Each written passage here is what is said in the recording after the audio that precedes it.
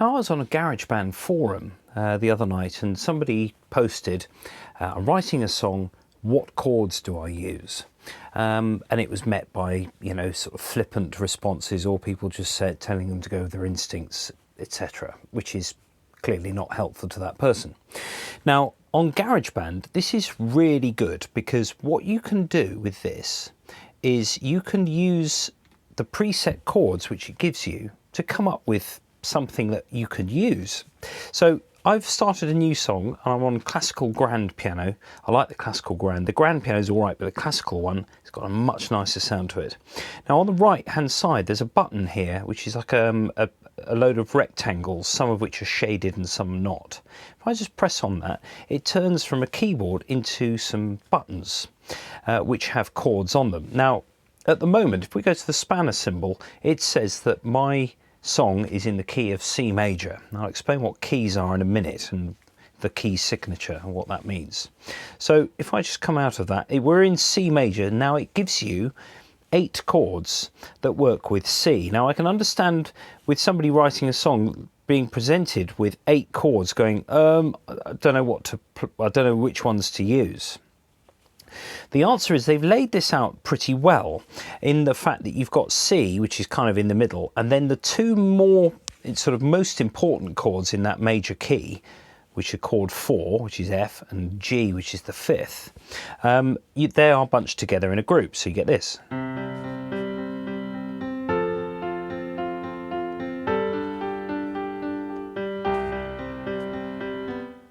Notice there are 2 blocks here. This is sort of left hand.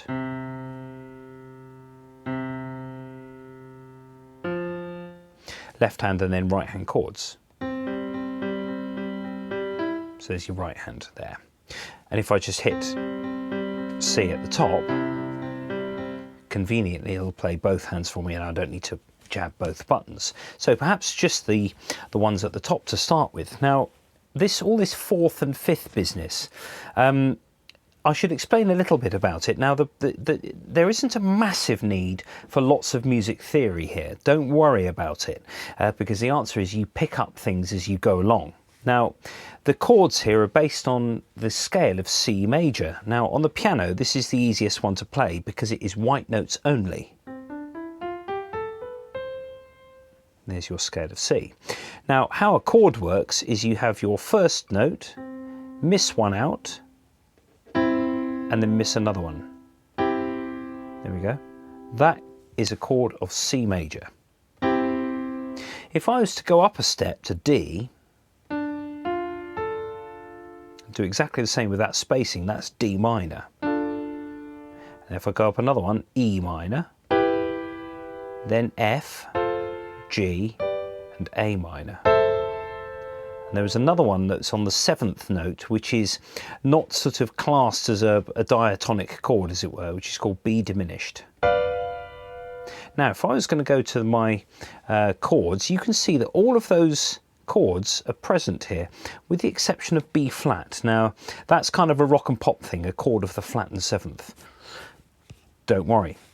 Just use C, G and F for starters, and then you can sort of branch out and use a couple of the minor ones as well. So C,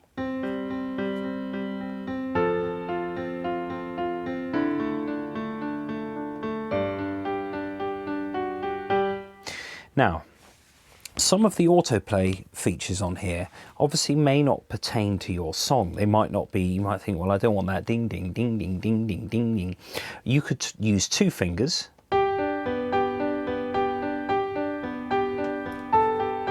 There you go, you get that sort of Coldplay clocks type feel.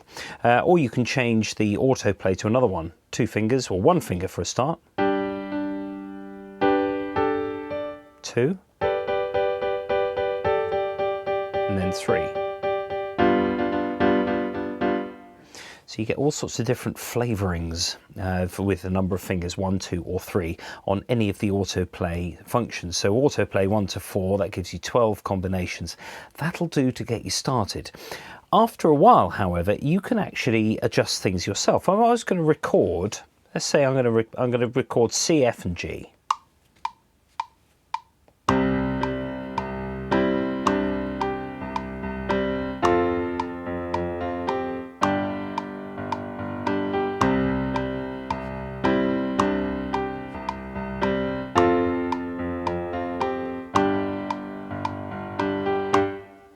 Now, when I go back to the beginning, I've just recorded that 8-bar loop there. If I go back to the main working space, you can see that it has presented you with all of the notes that it's used. And if I go into this now and then edit, it gives you all the notes that it played from those chords. So you can change things.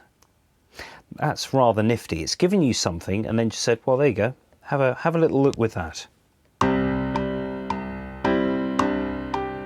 Maybe that note you wouldn't. Maybe you don't want that. Maybe it's a bit too. It is actually a note that's not technically in a C chord, but it kind of works.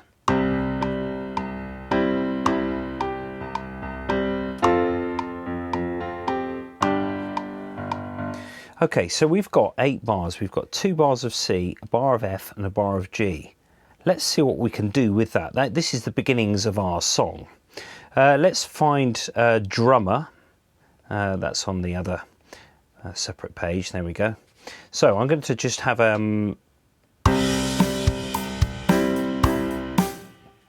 great, that'll do. How easy was that to get a drum beat? So the song is taking shape. Now, after some chords on the piano, maybe we want a bass line.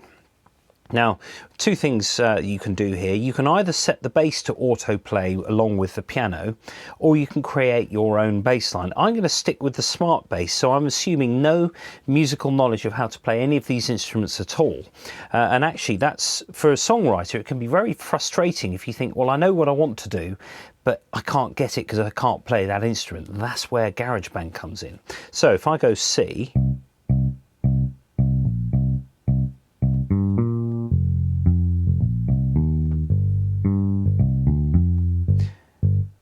now,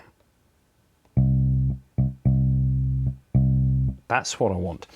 Autoplay 2 is too complicated. Now, you get this war between the sort of rock and pop and the sort of songwriters and the sort of classical jazz fraternity. The latter of whom say that, well, it's boring, it's only 3 chords, it's boring. But, you know, So What by Miles Davis has only got 2 chords.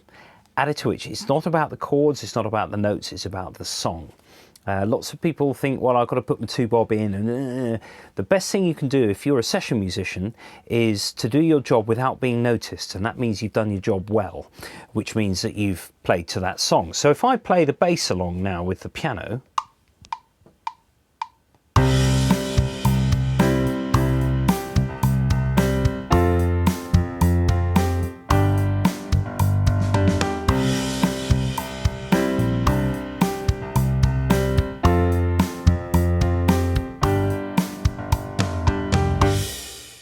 so I've tried to do a couple of different things with that bass line. Still with the 2, you've got 1 finger, or 2,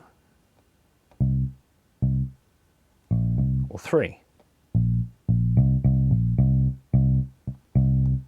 But they introduce different levels of complexity. Actually, as a bass player, you want to be solid with those drums over the sort of notes, as it were.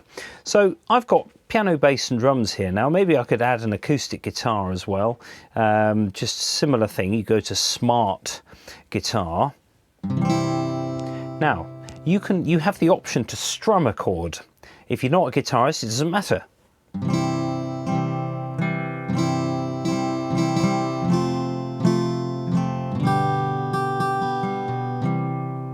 You could do that sort of thing, or you have autoplay as well. Bear in mind, however, that the autoplay function is the same for all the hundreds of millions of iPads and iPhones that are running GarageBand. So we're going to get into that sort of realm of how do I make this kind of individual sounding? How's this going to work? How can I not pull the wool over the listener's eyes, but how can I make the song that I want? And the answer is that sometimes you may have to do the strumming thing instead, so that your commands are unique.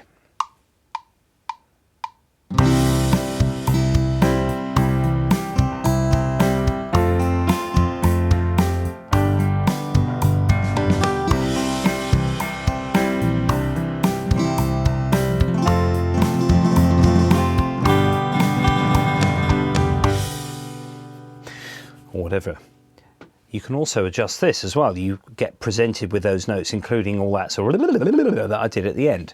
But let's assume that there we go. That's our sort of first bit. That could be our verse. Now, this is where the sections thing would come in handy. Let's well, actually, section A, I recorded a tiny bit more than 8 bars, so it called it 9. I'm actually going to switch it to 8 bars so that it just cuts off the end bit there. And then I'm going to add a new section. There we go, section B. Now, this is, there we go. So, got section B here, which has got the same drummer thing.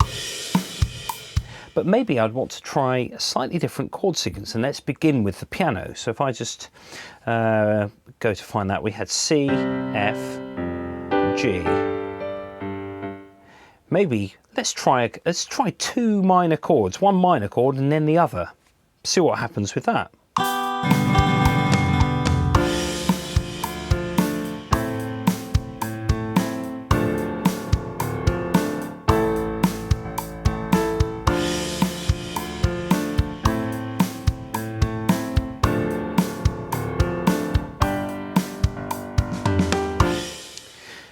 Now, notice that I used D minor and A minor, but I also used G at the end. Now, G is known as the dominant chord. It's known as the chord that essentially it leads back to your parent key, which is C.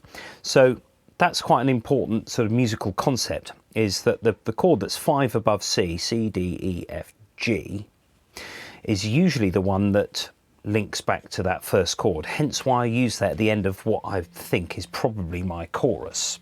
So let's have a look. Just got to remember what I did as well. Now this might be the good old-fashioned bit of pen and paper to make your notes as you're going. So I think I had D minor and A minor. So bass, here we go.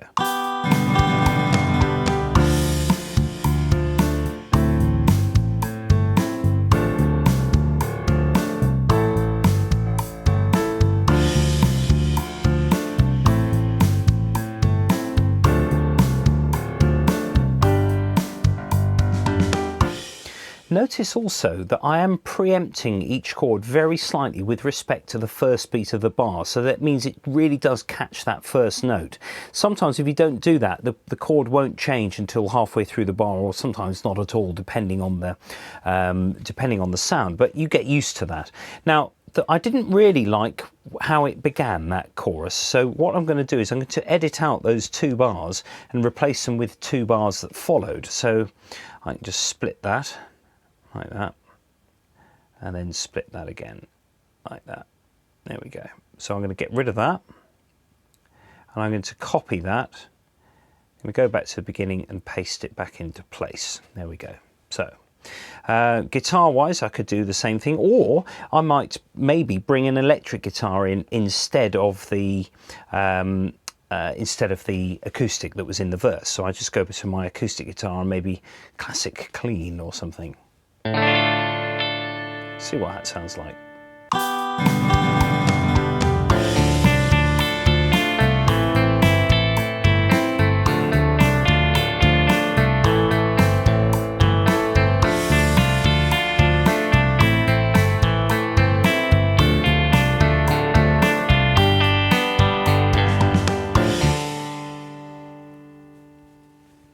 Don't know. Might work. The good thing about now, this is also, this underlines the how a chord sequence that's simple could be used for both a verse and a chorus, and it is sometimes. I've actually gone maybe slightly more complicated here than perhaps it needs to be. After all, it is about the song. If the lyrics take on a darker tone for the chorus, if the subject matter is a bit darker, then maybe the minor chords would work better than the major ones. Now, you can play with this to your heart's content, really. Notice how I added all the sections there. I added another section. So if I go all sections now, I can then listen to the verse and see how well it goes into the chorus.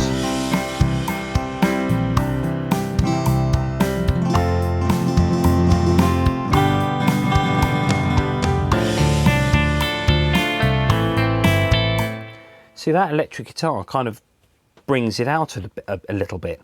I could have some percussion perhaps. Let's have a look. Percussion. Coconut groove. Okay.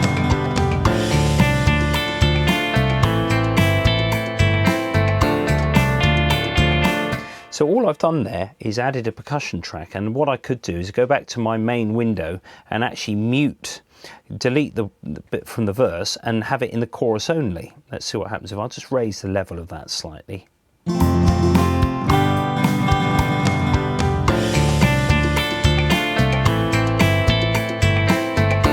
There we go, that's starting to sound a bit more, this is new bit.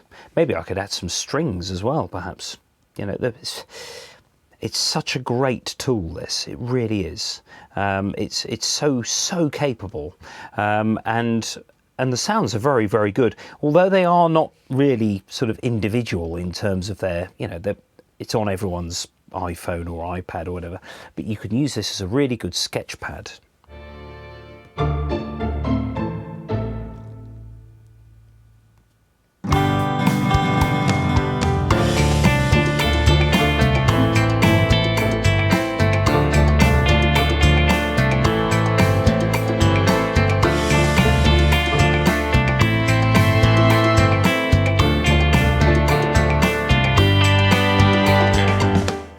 Notice a bit on the strings there. I've made other videos on my channel. Please do subscribe, and if you like what you see. It's things like how to get the string level a bit higher, because sometimes you sort of bow the G there. I think it's a bit quiet, but actually, as a string player myself, if you bow faster, you tend to get louder notes, although you can adjust the pressure on the violin as well. And then if I tap, I get pizzicato instead. So I've actually mixed the two things. Now, there was a slight problem with the quantization there. It is actually rife with strings because of the nature of the attack of a string sound. It's not very good at sort of coming in when you want it, really. But the answer is just to listen back and see if there's any problem. I would probably do with strings, before quantizing anything, I would actually listen back to it first to see if it's okay, and if necessary, drag things.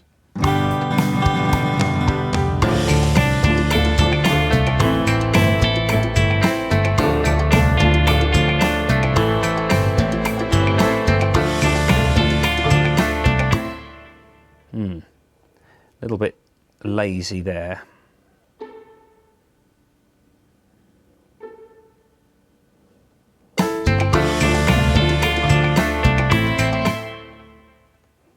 Yes, because there's lots of other chords. Okay, you may have to quantize these. Or what you could do is you could actually quantize them and then drag the bowed ones perhaps only if you needed to.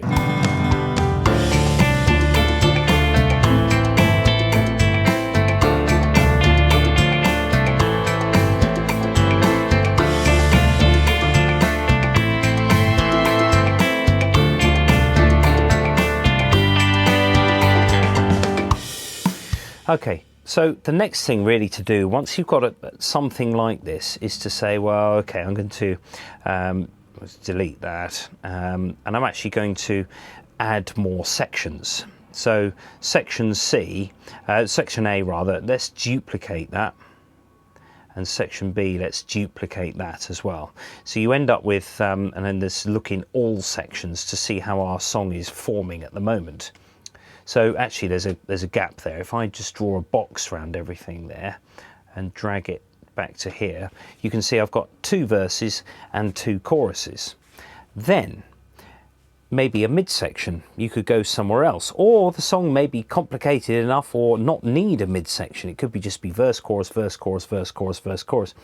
A bit like I Shot the Sheriff or Hotel California, which has got a solo in the middle too, acts as a sort of midsection. So it's not the be-all and end-all to have a mid-section, but it's quite nice to have an intro. You don't want the verse to come in straight away, so perhaps, I don't know, if I grabbed everything here, moved it along perhaps 4 bars, I could start with a piano chord on maybe just C.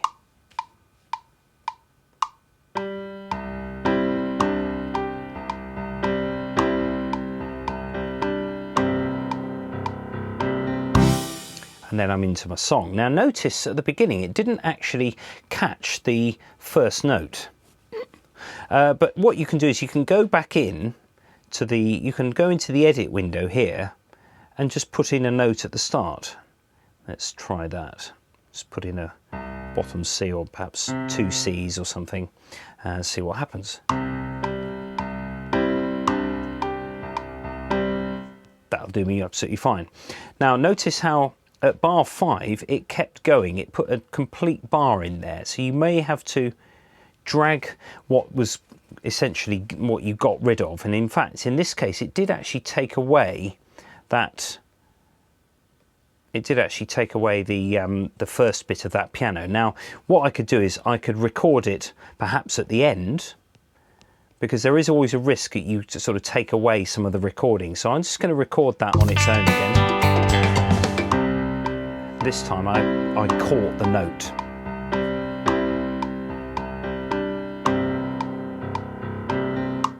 Okay, so now I've got that section, which is at the end of my song at the moment. I'm going to just split that.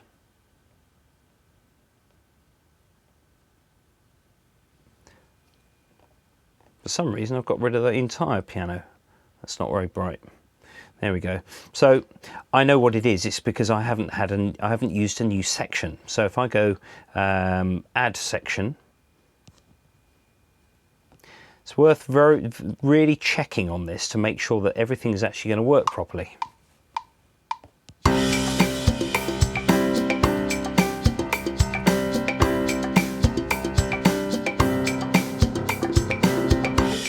That's also led me to a sort of rather a nice revelation that I quite like that percussion at the beginning as well. I'm not so into the drums being there at the start, but the percussion made me think, oh, actually it's sort of giving it a little bit of an edge without being too sort of dramatic. So if I now go into all of my sections, what I'm going to do is I'm going to take the piano.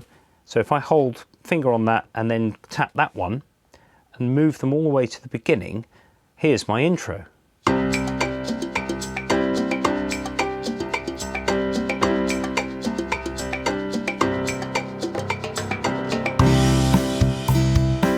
Although the percussion at the start does kind of, it sort of drops a bit for the verse, so you think, well, do I want it in the verse as well? But it's in the chorus already, so perhaps the intro could be slightly sort of simpler version, or it could be something else. You could have the strings at the start perhaps.